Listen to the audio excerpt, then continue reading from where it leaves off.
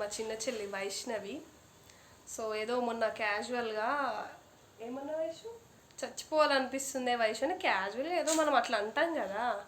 అంటే ఎందుకు వెళ్ళిపోతున్నావు క్యాజువల్గా అంటే ఏం చేసిందంటే అవునా అక్క చచ్చిపోవే అని అన్నది. ఎందుకే అట్లా అంటున్నావు అంటే నేనంట చచ్చిపోయిన తర్వాత దయ్యం అవుతాయి కదా, దయ్యం అయినాక నాకు పవర్స్ వస్తాయి కదా, సో ఆ పవర్స్తోని తనకు కొన్ని విషెస్ ఉంటాయంట, ఆ విషెస్ అన్నీ నేను తీర్చాలంట.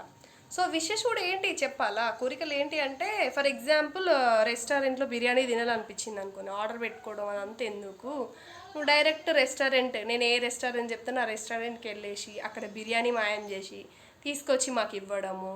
అండ్ ఎప్పుడైనా డబ్బులు అవసరం ఉంటే ఏటీఎంలో డబ్బులు కూడా తీసుకొని రావాలంట. సో అట్లాంటి పనులు నాతో చేయించుకుంటుందంట. అందుకని చచ్చిపోతే చచ్చిపోవే అని అన్నది. సో ఇంత అసలు ఇంత దారుణంగా ఎట్లా థింక్ చేస్తారో నాకైతే అస్సలు అర్థమవుతలేదు ఈ కాలంలో. మరి ఇంత దారుణంగా తయారై